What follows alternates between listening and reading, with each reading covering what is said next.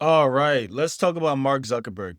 The guy looked at the AI race, saw he was getting lapped, and decided to solve the problem in the most Zuckerberg way possible by backing up a truck full of money and dumping it on the problem until it goes away.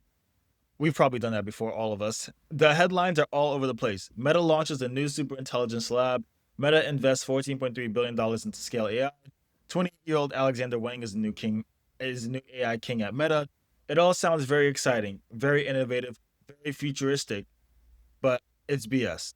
This is not a story about innovation. This is a story about panic. This is a story about failure, a bruised ego, and a last ditch brute force attempt to buy a seat at a table he was about to be kicked from. When a company throws this much money, $14 billion, and starts offering $100 million pay packages to individual researchers, it is not because things are going well. It's because things are a complete damn mess. They're not building a rocket ship. They're trying to patch a sinking submarine with gold leaf. So let's break down what is really happening here. First, let's talk about the name Meta Super Intelligence Labs. Sounds impressive, right? It is supposed to. But what is superintelligence? Nobody knows. It is a hypothetical machine that is smarter than a human. We have not even cracked artificial general intelligence or AGI, a machine that is as smart as a human. We cannot even agree on the definition for that. One of the experts in the article, a professor at Arizona State, put it perfectly. He said, these terms have become a commercial thing, a branding thing, advertising thing, rather than a technical thing. And that is exactly what this is. It is a branding exercise. The top AI talent, the real rock stars, they don't want to work on boring corporate projects. They want to work on the biggest, most ambitious thing. So, what do you do if you are Zuckerberg and you are losing the talent war? You do not just create another AI lab, you create a super intelligence lab. You change the marketing. It is a signal to the talent market that says, hey, forget those other guys. We're the ones shooting for the stars. The stars are just a vague concept you made up. Think about it. In recent months, research papers from Apple and others have shown that the crazy fast progress we've been seeing in AI actually be slowing down. These models are hitting walls. They're struggling with multi step reasoning. The idea that we're on a straight metronomic path to AGI, let alone superintelligence, is being seriously questioned by actual researchers. But the hype from the CEOs does not stop. Sam Altman from OpenAI is telling politicians that AGI is right around the corner. Dario Amade from Anthropic says 1 to 2 years. It is a narrative, a sales pitch. And Zuck just bought the most expensive version of that sales pitch. So why now? Why the panic? Why the $14 billion? The answer is simple. Meta was losing, and it was getting embarrassing. Let us be clear. Meta has been in AI for over a decade. Yan Li Kun, one of the godfathers of the field, has been their chief AI scientist since 2013. They were not some startup that just woke up to the AI trend. They were supposed to be a leader, but they got outmaneuvered. The first sign of trouble was their flagship model Llama. The latest version, Llama 4, just was not as good as the models from OpenAI or Google. It fell flat. And according to the reports, to cover this up, they tweaked the benchmarks to make their model look better than it was. When outside researchers called them out on this trickery, Zuckerberg was reportedly furious, not because the model was weak, but because he got caught trying to spin it. That is ego. That is a sign that the pressure is getting to him. On top of a weak product, they were bleeding talent. The AI division was dealing with infighting between leaders and a grueling pace that was burning people out. Top researchers were leaving for rivals. The whole department was in chaos. Organic internal effort was failing. So, what do you do when your team is in disarray and your product is second? You bring in the money cannon. You start offering compensation packages as high as $1 million. That is not a salary. That is a please for the love of God, come work for me and fix this mess payment. You're not building a team. You're hiring mercenaries. You're admitting that your company culture, your vision, and your existing projects are not enough to attract the best people. All you have left to offer is a shocking amount of money. And that brings us to Alexander Wang, the 28-year-old founder of Scale AI. A decade ago, he was sleeping on an air mattress in a pool house. Now Zuckerberg has handed him the keys to Meta's entire AI future. And in the process, Meta is injecting $14.3 billion into his company, Scale AI. This is not just hiring a smart guy. This is an acquisition in all but name. Meta is buying Wang, his team, and the core DNA of his company. Scale AI's whole business is providing high quality, labeled data to train AI systems. Data is the fuel for AI. Meta's models were weak, so they went out and bought the entire gas station. They are trying to shortcut the hardest part of building powerful AI, the data pipeline, by throwing money at the best company in the world that does it. This move is as much about PR as it is about technology. It is a massive, loud signal to the world that Meta is starting over, that the old failing way is done, and they have got a new young genius in his entire company's infrastructure to prove it. But here's the kicker: Meta is not doing this in a vacuum. You have to look at what is happening to their biggest rival, Google. While Zuck is on a spending spree, Google is getting absolutely pummeled in federal court by the Department of Justice. The DOJ won its case, proving Google has an illegal monopoly in search, and now they're in the remedy phase, deciding how to punish them. And the entire focus has shifted to AI. The government's argument is that Google is using its search monopoly to create an unbeatable advantage in AI. Google's Search Index, a database of hundreds of billions of web pages, is the single greatest data set on the planet. They feed that data into the AI Gemini, which makes it smarter. Then they integrate Gemini into search, which makes search better, which strengthens their search monopoly. It's a self-serving cycle that locks out all competition. To prove this, the Department of Justice brought in executives from OpenAI and Perplexity to testify. They said they tried to build their own search indexes but found it impossibly expensive and time-consuming. They tried to make deals with phone manufacturers to get their apps preloaded, but Google's exclusive contracts blocked them. The guy from Perplexity straight up called Google a mob boss. So think about the timing. Zuck sees his biggest competitor, Google, getting bogged down in a legal nightmare. The government is threatening to break up Google, maybe force them to sell off their Chrome browser, and even demanding they license their precious data to competitors.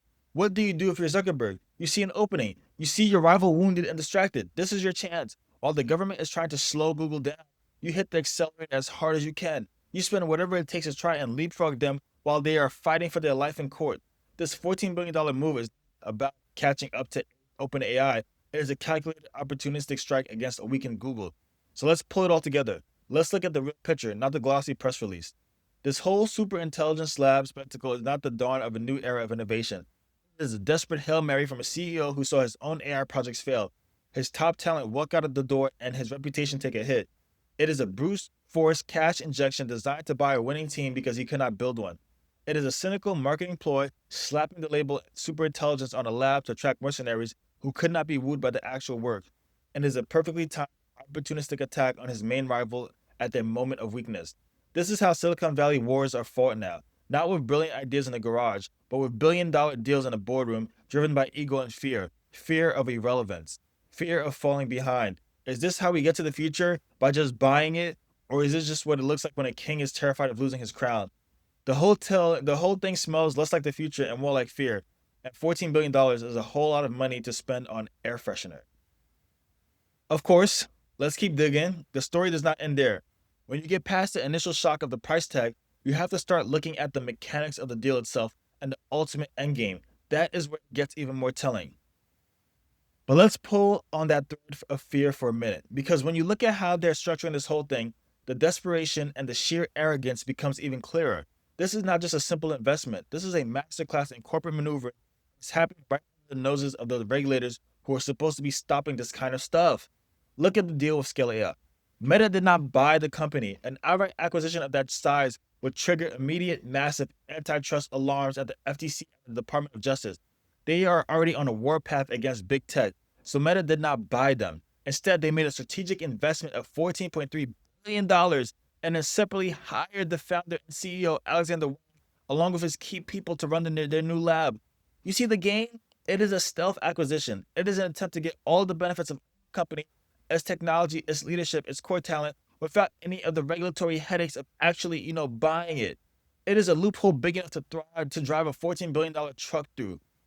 And the most insane part is that they're not being original about it. The Department of Justice is right now investigating Google for doing the exact same thing with a smaller chatbot company called Character.ai. Google licensed their tech and hired their founders to avoid triggering a formal merger review. The government is already looking at this type of deal, calling it anti-competitive, and Zuckerberg's response is to do the same thing, but on a scale 10 times bigger. This is unbelievable level of hubris. It is a direct middle finger to the regulators. It is a bet that he is so powerful and the deal is so cleverly structured that he can get away with it. He's seeing his main rival Google get dragged through the mud for these kind of tactics, and his takeaway wasn't maybe we should be careful. It was we need to do it too, but bigger, before they make a rule against it. He's not just in a race to build AI, he's in a race against the law. And let's not get romantic about what he's actually buying here. Let's talk about what scale AI does. The article mentioned it hires armies of contract workers to sift through vast amounts of data. That is a dirty little secret of the entire AI industry. Superintelligence is not created in a clean room by magical algorithms. It's built on the back of countless hours of tedious, mind-numbing human labor. For every genius researcher getting $100 million contract, there are thousands of anonymous workers in a digital sweatshop clicking on pictures of traffic lights, transcribing audio, and labeling data for a few bucks an hour. That is the gritty reality. That is the fuel for this machine. So when Meta pumps billions into scale AI, they're not just buying fancy tech, they're buying a human-powered data cleaning pipeline. They are buying the grimy, unglamorous underbelly of the AI revolution. It is a stark contrast, isn't it? The grand utopian dream of superintelligence built on a foundation of digital ghost work. So why? Why take the massive legal risk? Why spend all this money on the unsexy plumbing of AI? What is the actual end game for Mark Zuckerberg? The answer has nothing to do with creating a benevolent AI to solve humanity's problems. The answer is the metaverse. Remember that?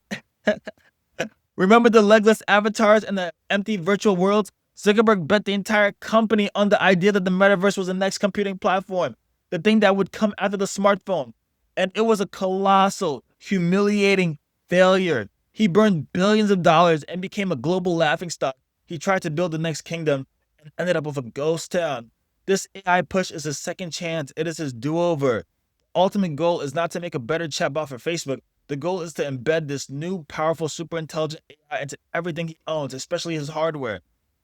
The Ray-Ban smart glasses, the Quest headsets. He wants to create an AI assistant that is always with you, always on, always listening, always seeing what you see. He doesn't want you to pull out your iPhone to get information anymore. He wants you to just ask your glasses. This is about finally achieving the dream the metaverse failed to deliver. It is about owning the operating system of your life. If he controls the AI that mediates your reality, he is no longer dependent on Apple and Google and the app stores. He becomes the platform. He becomes the gatekeeper. This is what this is all about. This is not a defensive move anymore. It's a desperate, hyper-aggressive offensive to secure his legacy. He's trying to build the one platform to rule them all, and he is using a legally dubious, brute force strategy to do it because his first attempt was such a disaster. So when you see these headlines, don't think about benevolent super brains in the cloud. Think about one man backed into a corner after massive public failure, taking the most expensive, high-risk gamble in tech history to try and secure total platform dominance. This is not about the future of humanity. It is about the future of Meta and whether its founder can claw his way back to the top. This is the most expensive second chance ever bought.